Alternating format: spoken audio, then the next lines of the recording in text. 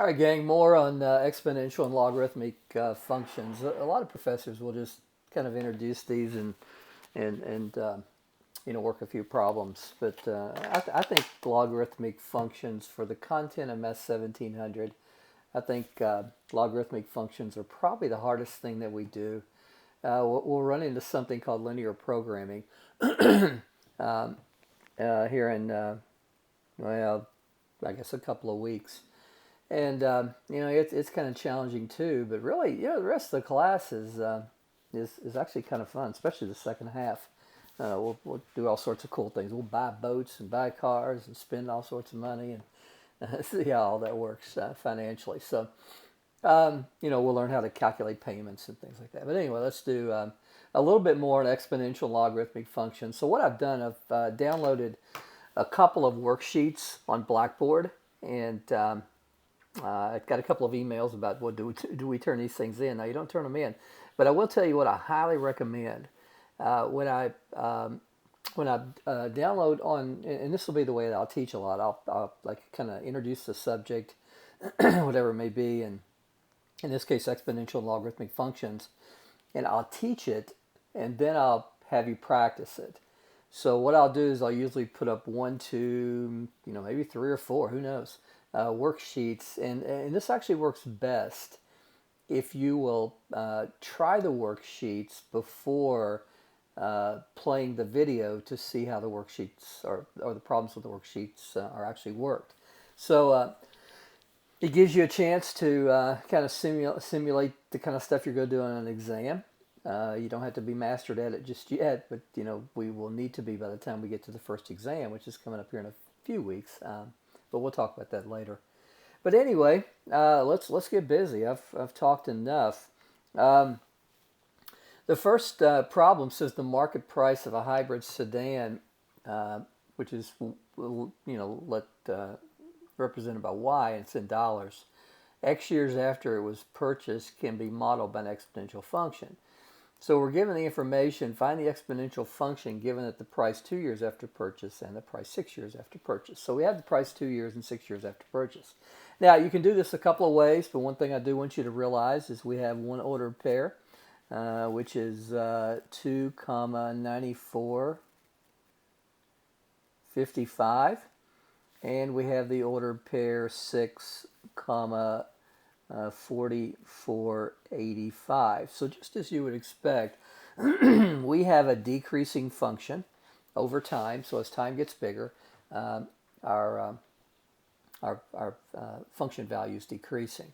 So let's see how we handle this. I would work this on the calculator as I demonstrated in the previous video. So I would go to Stat, I would go to Edit, and I would put in the information. So I have the information of 2 years and I have information of 6 years.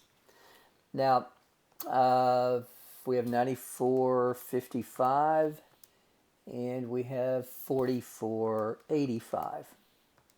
Now, when I finish with this, those of you that, seems like I always have students who are like, well, I don't like using the calculator. I want to see how you work it. Work it out by hand. Well, I'm going to do that in just a second and show you how you would work that if you're one of those folks. I doubt there's many of those around, but there could be. Okay, gang, what you'll do now is, I'll tell you what, let me see if I can get this a little clearer. Okay, I think that's a little focused a little better. What I'd do next is hit the Stat button. I'd go over to Calc, and I'd come down to exponential regression, which is this one right here. Hit it, left parentheses, L1, L2, and right parentheses. Now guys, remember again, L1 and L2 reside right here. There's L1, there's L2, they're blue, so that means you have to hit the blue key before doing the L1, L2 stuff. All right, gang. Let's just hit enter, and what we get is we get our function. So our function here is going to be y equal the a, which goes in the place of a, is 13,728. 0.12. And then the b is 0.83. Raised to the x power. Again, we call it an exponential function because the variable x is in the exponent. Now, if you're one of those that prefers torture, let's see how that we could actually work this out by hand. Let me get things situated here. So again, if you're one of those people, we can, and I admire you, but I don't really know why you would do this. But first of all, I would have my y value is 9455 is a times b raised to the x power, which is 2. Now, in a previous video, I told you if you're going to do this, always put the value of the exponent that's biggest on top. So I want the 4485 equals a times b to the 6th power. I want that on top because this has the biggest exponent. Okay? Now what happens is a little bit of magic. We can divide the left side by the left side and the right side by the right side, and we get the following ratio for the following equation. Let's just say that. All right? What makes it nice is those a's cancel out. So on the left-hand side, I'm going to go ahead and use my calculator here and take 4485 divided by 9455. I realize probably a lot of you are going to be fast-forwarding because you're perfectly content with doing this on the calculator. But just in case you're not, let me show you how to do this. And here we get, remember that if we have b to the m over b to the n, one of the properties we should have learned before coming to this class is that we subtract the exponents. So by doing this, we subtract 6, subtract 2 from 6, 6 minus 2, we get b to the 4th power. Now, what happens next is we want to raise both sides to the power that gets b to the 1st power. Because I want b equal. I don't want b to the 4th equal. I want b equal. So there's another another property of exponents. It says if we have b to the m raised to the nth power, we multiply those exponents. So if I can create something that I'm multiplying 4 by to create 1, namely 1/4, it's multiplicative inverse, that helps me. So guys, what I get here is I get b equal. And then what I'm going to do on the right on my calculator is I'm going to leave this string of digits in, even though I reported it to 5. I'm going to leave this string of digits in, and I'm going to raise it to, and guys remember we got to put this in parentheses, to the 1/4 power. So I end up getting b equal 0.83, which should look very familiar from our answer with the calculator. Now the next thing I got to do is I've got to put this information back into one of the original problems, one of the original relationships. So I'm going to use the 4485 equals a times b, which we now know is 0.83, raised to its x power, which is to the 6th power. So guys, what I'm going to do here is I'm going to take this, and I'm not going to report it as 0.83. I'm going to use the entire decimal, and I'm going to raise that to the 6th power. Now, what do I need to do with that number? I need to divide both sides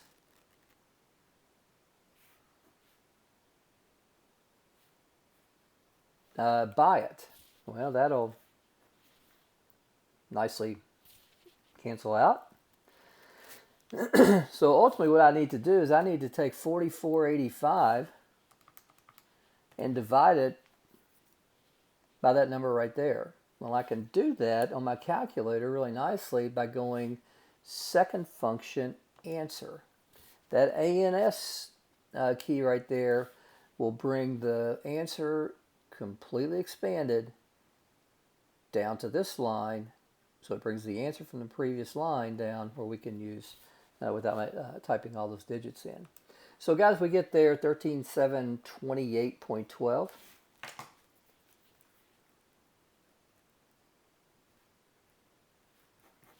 All right, which should look awful familiar to that right there. Now, again, if you're, it's just hard. One of the things about teaching a class like this is it's just hard to know what you guys prefer.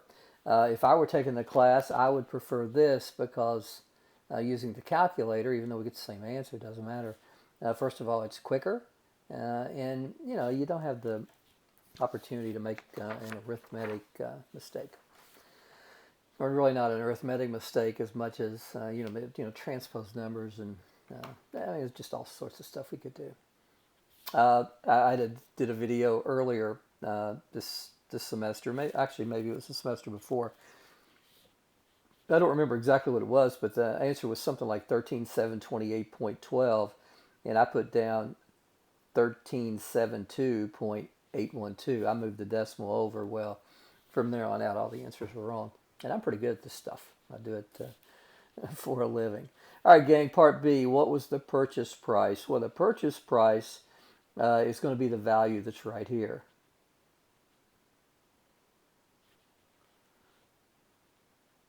So the purchase price of this hybrid sedan was about $13,728. Now, how do you know that? Well, you know that because if we would happen to change this in terms of the value of the car with respect to time, and let's say we look at this in function notation, because x is really time, right? It's just the number of years after we purchased the car. Well, you can see that v of 0 is going to be 13,728.12.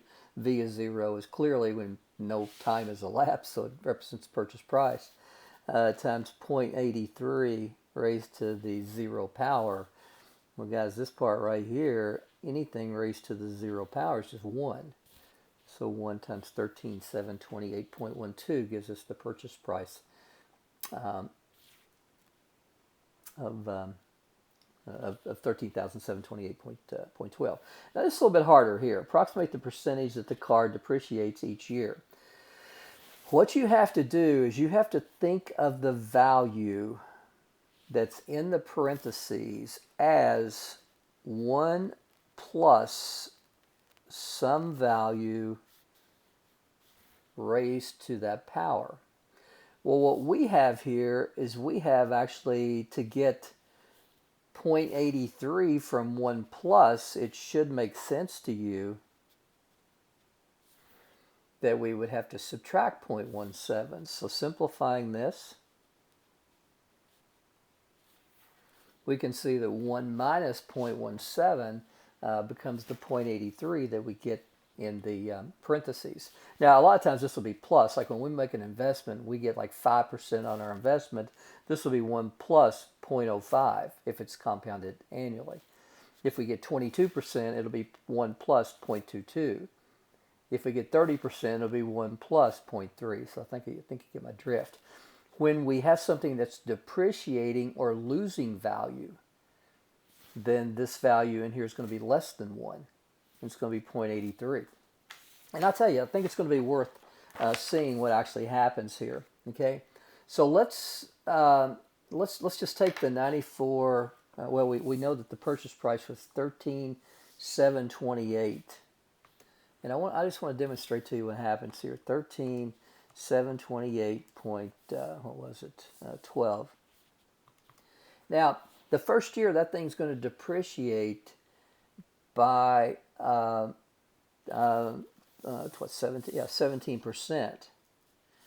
So the equivalent of taking away 17%, well, let me show you what would happen. If I subtract 17% of that value,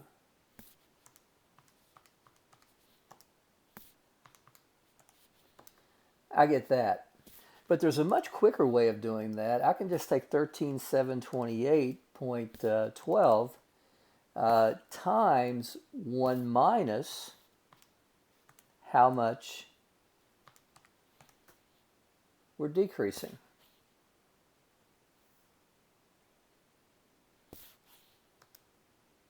Same thing. There's a lot of times we'll be in, my wife and I will be shopping, and she'll see this discount of, 30%, and she's always kind of curious how I calculate that in my head. Well, I don't go through the whole take 30 and then subtract it. I just multiply by 0.70, and I get the same thing. So essentially, if I'm decreasing something by 17%, then I can take what I start out with and multiply it by 1 minus the reduction, which is 0.83. Now, if I multiply that, that's after the first year. If I multiply that by 0.83, that's what we get the second year. Should look pretty close to what we start out with. It's going to be off a little bit because we've rounded. If I multiply by another 0.83, there's the third year, times another 0.83, there's the fourth year, times another 0.83, there's the fifth year, and times another 0.83, there's going to be the sixth year. So we had 4485, we have 4488 here again, just because we have some rounding error. So we can continue to take away 80 or multiply by 0.83, which is equivalent to taking away 17%. So I don't know if you knew that or not. A lot of students, I've had a couple of students tell me that was learning that was one of the coolest things they learned in my class. I don't know whether that's to be a compliment or not. So estimate the value 10 years after the car was purchased. So guys, what we can do here is just y equal 13,728.12 times 0.83 raised to the 10th power. So guys, it's going to be easy to put in your calculator. 13,728.12 times 0.83 raised to the 10th power. So the car is going to be worth 2130.06.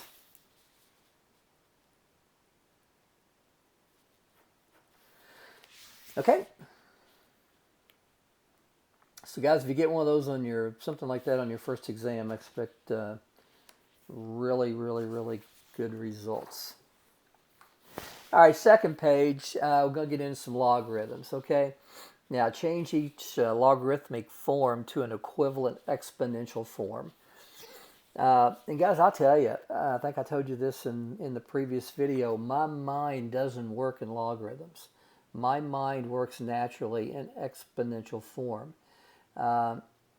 So that's kind of the reason we go through this exercise. I think I use the analogy of people who maybe live in a country where the language is their second language, not their first language. They still think in their first language, and they have to translate stuff over to their second language. At least that's what people. I don't speak a second language fluently. I kind of stutter around with some Chinese and French and Spanish, but it's not really very good. Sorry guys, I had to have some coffee. So going to exponential form, remember we start with the number here. The answer is the exponent. So the base, the exponent, the answer. Base, exponent, answer. Base, exponent, answer. Base, exponent, answer. Okay. So when you come in to your exam, just sit there all the way when you're walking down the hallway. Base, exponent, answer. Base, exponent. We could turn it into a song. All right, base. The answer of a logarithm is the exponent. That number is the answer of the exponential form. Base, exponent, 1/4. Now, is that true?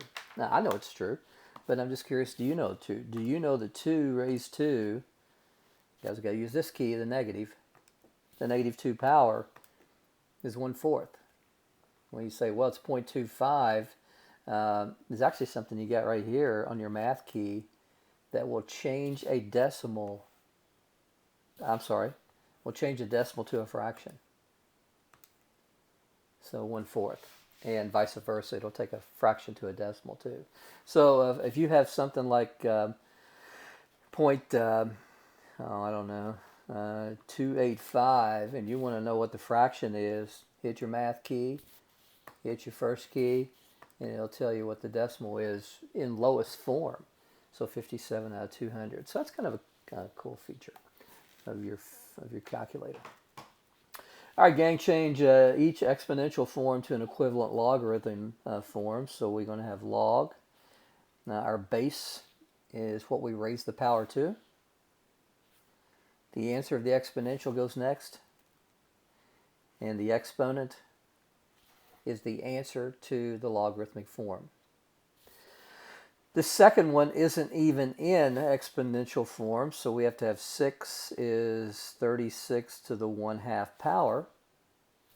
So I know in my log I have 3 things I got to fill out. Well, I know that the exponent is the answer. I know this has to be the base. There's only one place left for the other answer. Log, base, answer to the exponent, or exponential form, and the answer is the exponent to a logarithmic logarithmic form. All right, solve for the indicated variable. Guys, I got to put this in exponential form. So what I'm saying is 4 raised to some power is 16. Guys, I think most of us can see that y is equal to 2 because 4 squared is 16. Log base 2. The answer is the exponent equals the x. Well, gang, I need 2 raised to the negative third power, right? Is that what I said? Yeah. 0.125, but your professor tells you, oh, I got to have a fraction. All right. It's 1/8.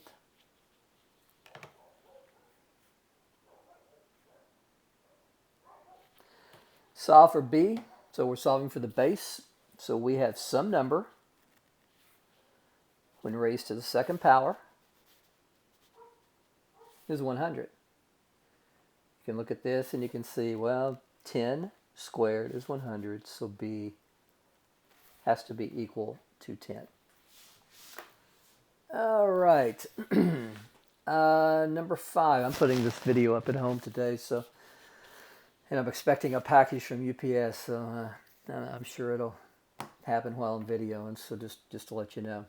Now, solve each logarithm to 4 decimal places. Now, when you just see log with, and I'm going to write this on a separate sheet of paper because I want to be able to write a little larger. When you see log x equal negative 2.315,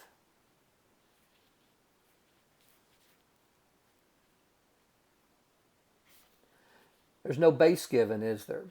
But when you have log, it is given that your base is 10. So follow the same thing. The base raised to the exponent is the answer. So guys, all we need to do here is just take 10 raised to the negative 2.315 power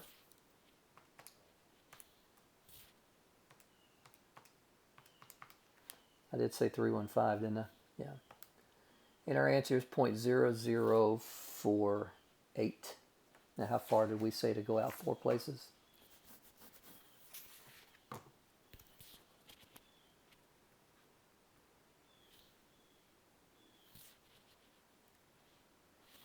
All right.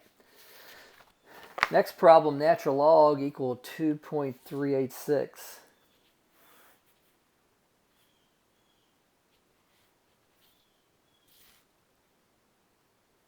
Guys, it is so tempting to do this right here.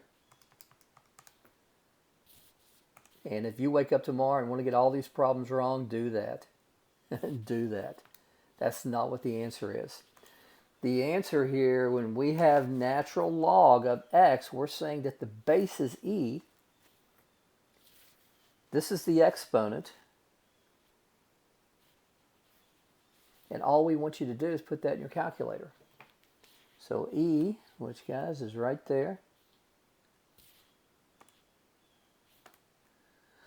to the 2.386, I think that's what I said, right? Yeah.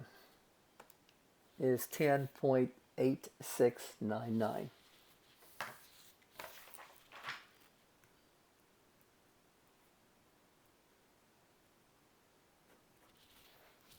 All right, guys, this is easy stuff.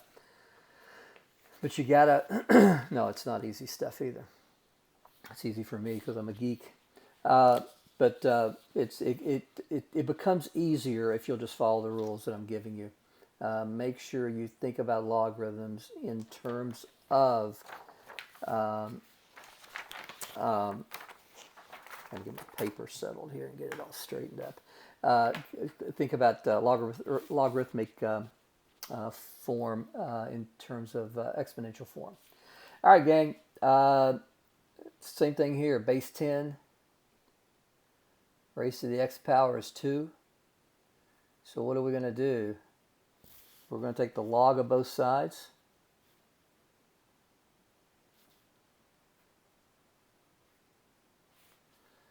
We're going to use that property that says we can bring this power out front.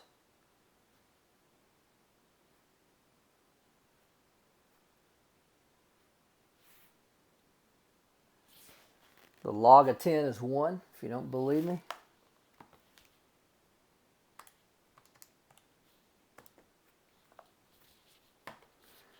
So from here we just have x, this part right here is just 1, equal the log of 2. So guys, just put that in your calculator. The answer is 0.3010.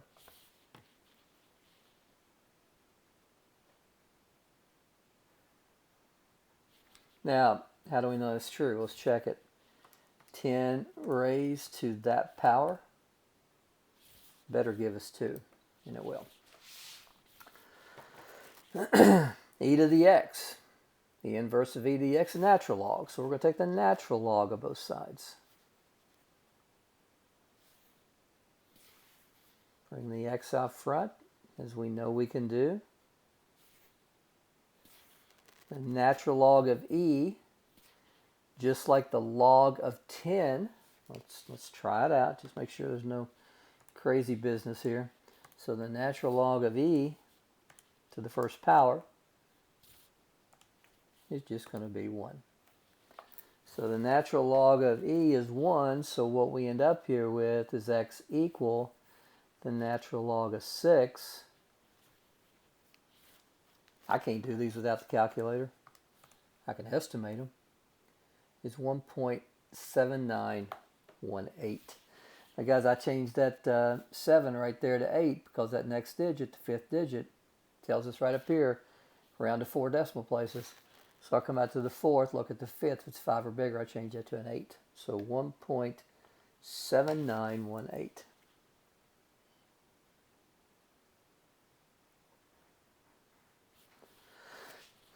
The guys, the next one requires a change of base theorem. You got to think about these exponents when you're solving for exponential functions. You got to think about these things in terms of bases as either being 10, e, or something else. Base 10, use logarithms. Base e, use natural logarithms. Any base other than 10 or e, use the change of base theorem.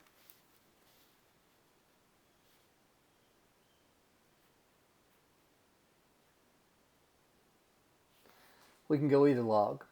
Well, I mean either natural log or log, okay? Bring the x out.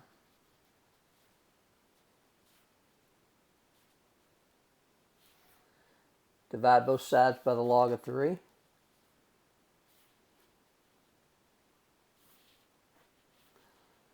So x is going to be equal to the log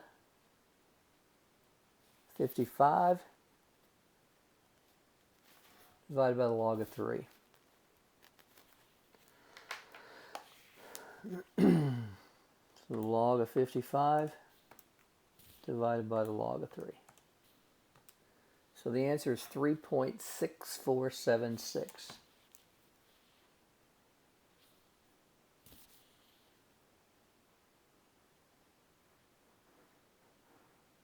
Again, let's see if that's right.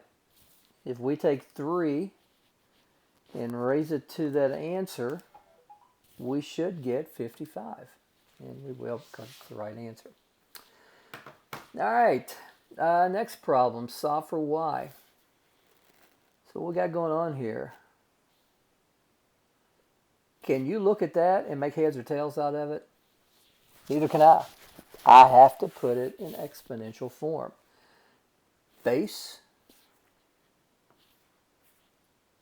the answer to the logarithm problem is the exponent,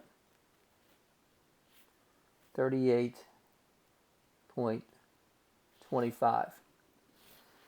Is that 10? No. Is it e? No. Something other than 10 or e, obviously. Change of base theorem. Change of base theorem requires you to take the log of both sides.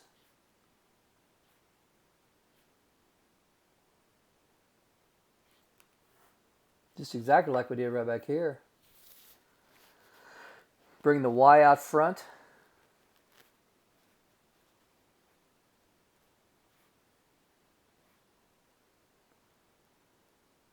Divide both sides by the log of 5 in this case.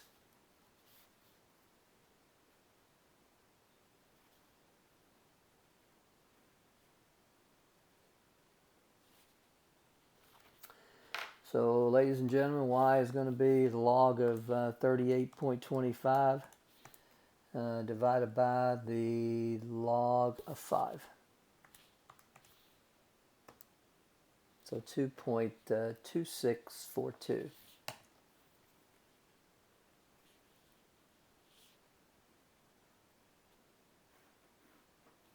All right, now I go through these a little bit faster on the video than I would in a classroom because you can stop me. In a classroom, it's if you don't like to speak out in class, it can be a little intimidating for some students. Some students don't care at all. I never really felt comfortable speaking out in class, but a lot of people did. But anyway, you can in the video, and I think this is one of the great things about teaching this way, especially mathematics, is that you can stop if things get too fast for your comfort. Hey, you can stop me, you can rewind me, you can delete me, you can do whatever you want to do. Now, how do we know that this is the case? Well, I mean, really, we just take 5 and raise it to that power,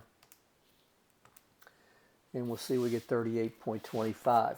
Now, again, I think that working that point blank from that form for most people isn't possible. I think most people have to change this to exponential form. Most people need to change the base theorem, take the log or natural log of both sides, and get your answer. Now, what if we had decided to, instead of taking the log, take the natural log? Would that have changed the answer at all? So in other words, if we had taken the natural log of 38.25 divided by the natural log of 5, would that have changed our answer? It turns out it, wait a minute, what's going on here?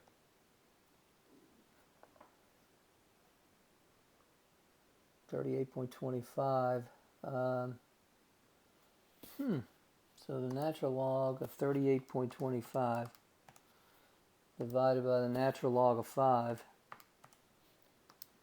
is 2 points. Okay, I see what happened. I put an extra parentheses in there, so it was doing some nasty stuff. But anyway, you can see that that the log of 38.25 divided by the log of 5 gives you the same thing as the natural log. So when we talk about change of base theorem, we can change it to either the natural log or the log and we don't, well, we get the same answer. All right, guys, number 8, why learn logarithms in an applied finite math class that focuses on business applications, you may ask. Well, let's just work a problem here. So how long in years, rounded to 2 decimal places, will it take money to double if invested at 4%? Now, in a previous video, when we have money invested,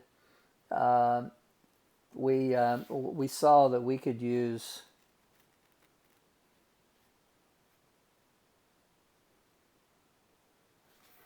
this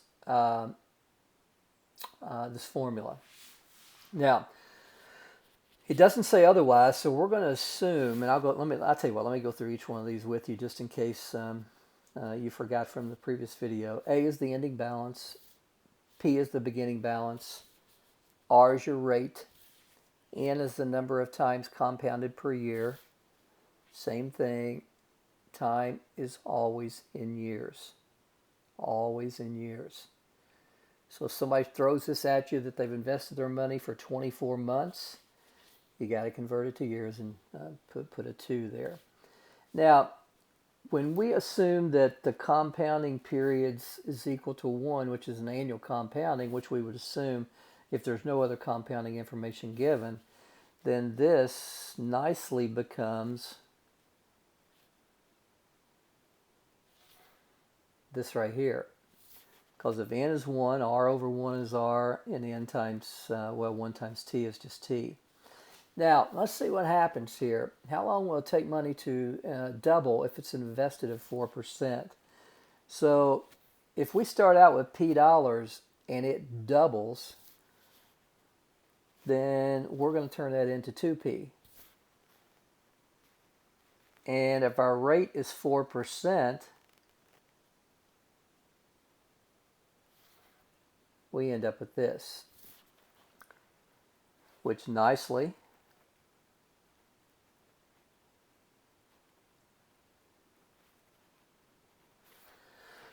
changes to this. Now I'm going to get out of this for just a second. Because I want more room, because it's going to take me more room than what I've got at the bottom of the paper. But guys, ultimately what I've got right now is I've got 2p equal to 1.04 raised to the t power. Well, the first thing I want to do is I want to divide both sides by 2.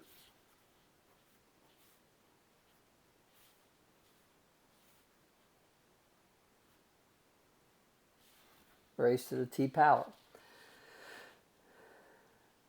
As I've seen before, I have to, if I have a value in the log that I want to solve for in the exponent, I have to take the log of both sides.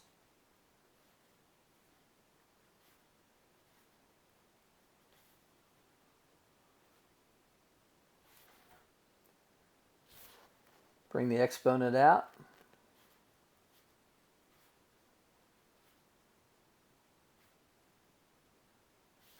(1.04) divide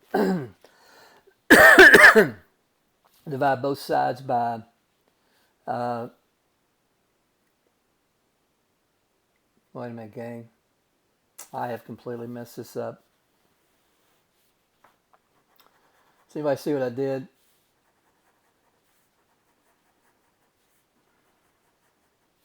I knew it wasn't working out right. This should be 2p equal p times 1.04. Gosh, not 2p equal 2.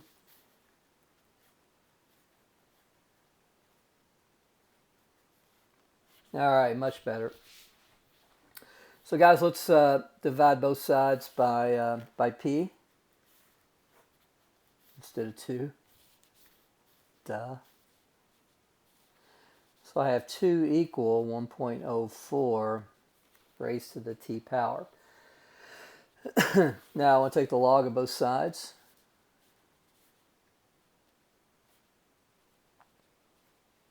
Raised to the t power. Use the property that says I can bring that t out front. Talked about that in the last video. And I'm going to divide both sides by 1.04.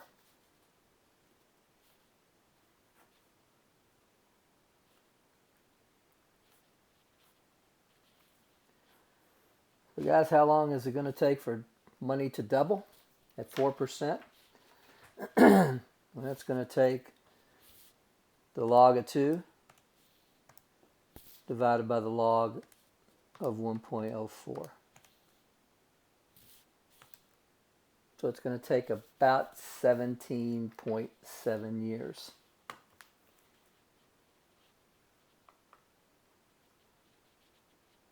4% isn't much money, is it? Well, I'll tell you what. Let's put this to the test. Let's just invest something. So let's invest just for the heck of it.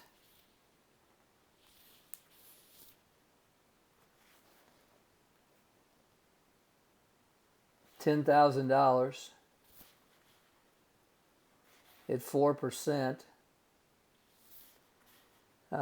compounded annually.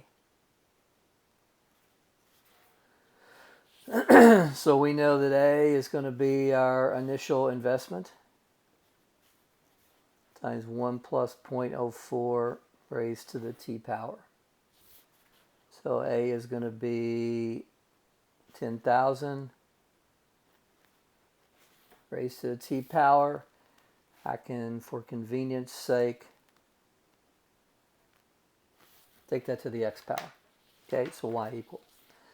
So if I come to my calculator, put y equals, let's get this out and go 10,000. That's 1.04 raised to the x power. And I'd like to take a look at that investment. And it says it's going to take out about 17 years, so I'm going to go out to about 20 years and see what happens.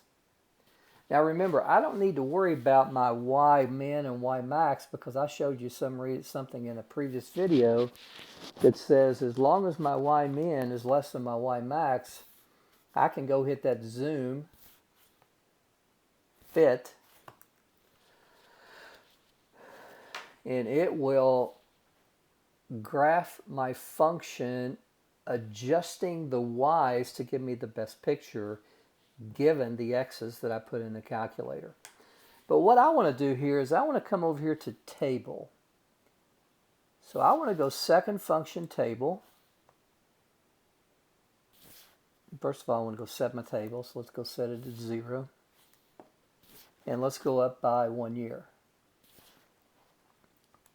So if I go look at my table, I can see my investment, how it grows. And what I'm looking for is when does that thing get to 20,000? Well, it gets to 20,000 somewhere between the 17th and 18th year. I'd like to examine that a little bit closer. So let's jump into the 17th year and let's go up by 0.1. All right, go to our table. Looks like to me that the money goes up to 20,000 somewhere between the 17.6 and 17.7. Now, if I want to get this down, closer, I can. But anyway, it shows you the illustration that it is reasonable that our money doubles 17.7 years later.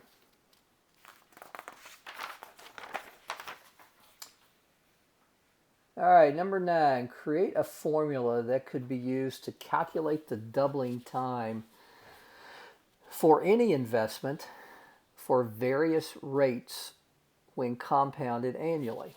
All right, let's do it.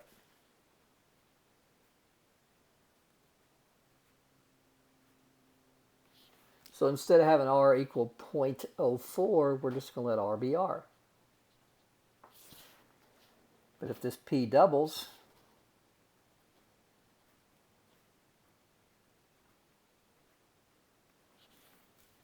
then we know that that has to become 2P. Divide both sides by P because P can't be 0. Well, it could, but that'd be kind of silly to sit around and think about an investment of nothing.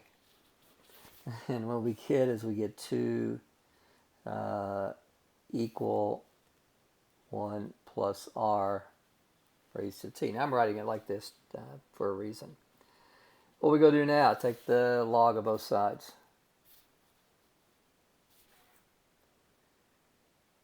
So in the next step, we're going to bring that t out front just like before.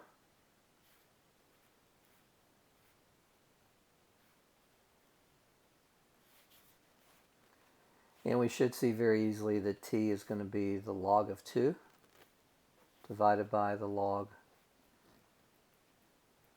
of 1 plus r. So for whatever rate we want, we can set it up this way. Now, what the next problem says is the equation from problem 9, this thing right up here, can be thought of as t of r. So it certainly can, because our time it takes to double can be thought of as a function of the rate. Clearly, if you're out there whopping up a big 30% interest rate, your money's going to double quicker than if your poor old buddy over there is getting 2%. So the time it takes for something to double can be thought of as a function of the rate that you're getting.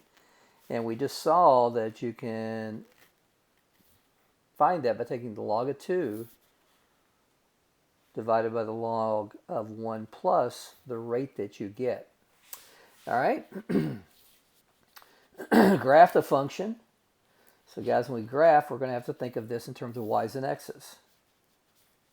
Why? Well, that's the way your calculator thinks. Okay? We don't have we don't have the R key and the T key. We have y's and x's in our calculator. Okay? Now, so graph the function for rates 0 to 20% and use it to estimate the number of years it'll take an investment to double at 10%. All right, so let's do that. So we can set up the log of 2 divided by the log of 1 plus x.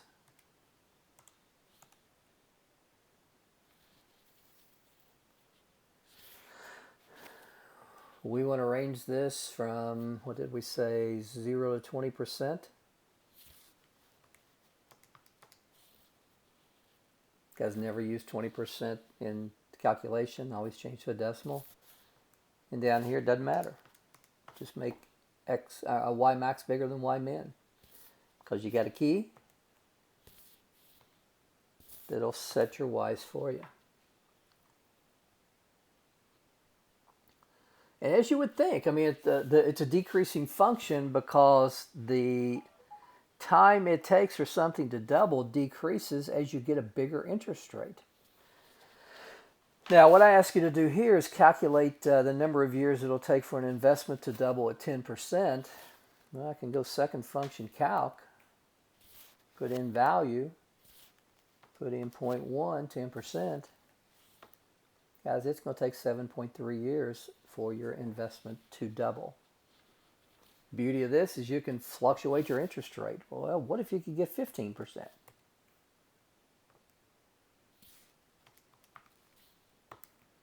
It's not going to take as long. It's going to take 5 years. You're getting more money. You're getting more interest per year. So the time it takes to double is going to decrease. That's going to be almost 2.5 years. About 2.5 years. Less to double if you can get your interest rate to go from 0.10 to 0.15. Good luck with that at your local bank. You're telling them that Dr. Darbo said they should give you 15% on your money. And they will tell you that Dr. Darbo has lost his mind. Guys, that's all I got. Take care.